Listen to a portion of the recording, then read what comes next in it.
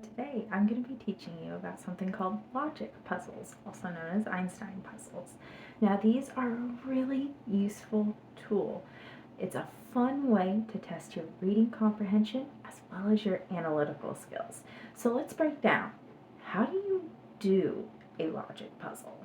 A logic puzzle is essentially a riddle in which each person aligns once with each category, which means that only one person can belong to each category, and it is your job to figure out which categories they belong to. Now, this is an easy logic puzzle that we're working with here, where each day of the week aligns with one person, one cell phone, and one nobility. Logic puzzles can be considerably lengthier than this and have way more categories than this. The first thing of note that we need to look at here are our hints.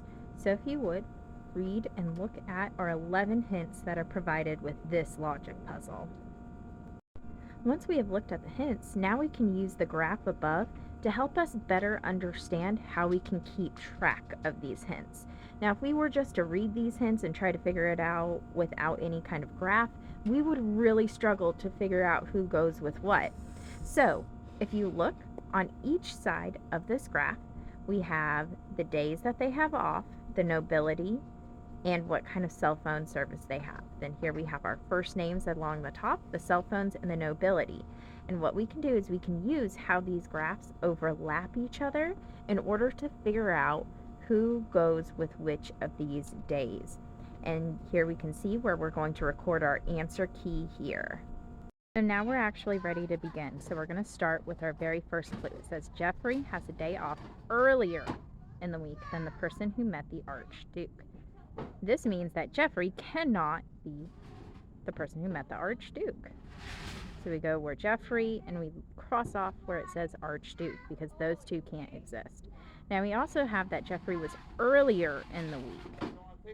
So, than the person who met the Archduke.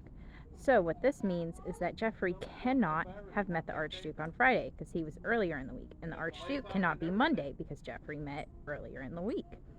So next clue is the person who met the Countess is not Catherine. So we go to where Catherine and Countess intersect and cross that out. And same with Jeffrey. Next we have Emmanuel does not have a cell phone with Nextel or Verizon. So we go to Emmanuel's column and we're going to label out Nextel and Verizon because he can't have those two. Then we have the one who has Friday off has Sprint. So now we have a confirmation piece. So just for ease, for being able to tell, I'm going to switch up the color here. And since we know that Sprint has to be on Friday, we're going to label that as those two coinciding.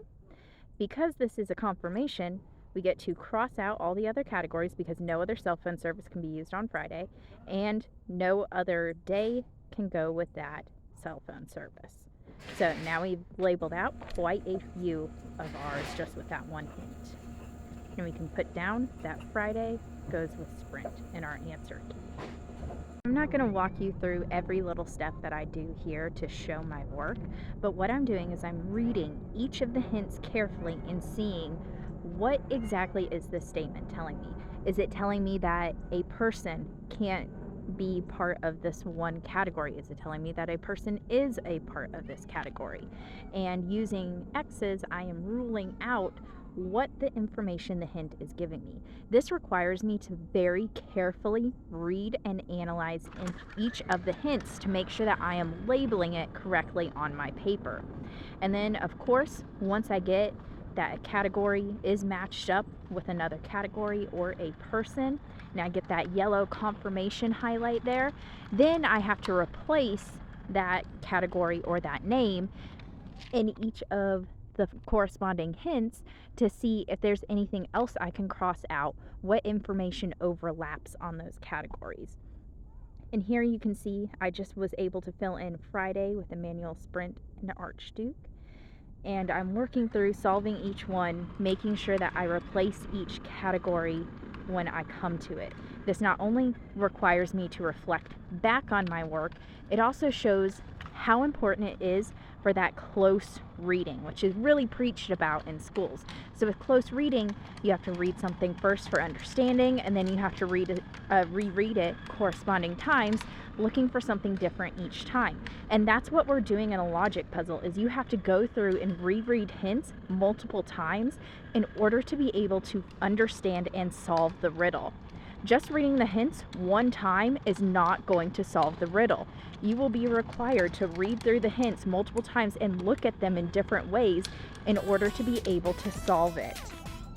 If you lack reading comprehension or misunderstand one of the hints, then you are not going to be able to solve the riddle, and you're going to end up messing yourself up further down the line.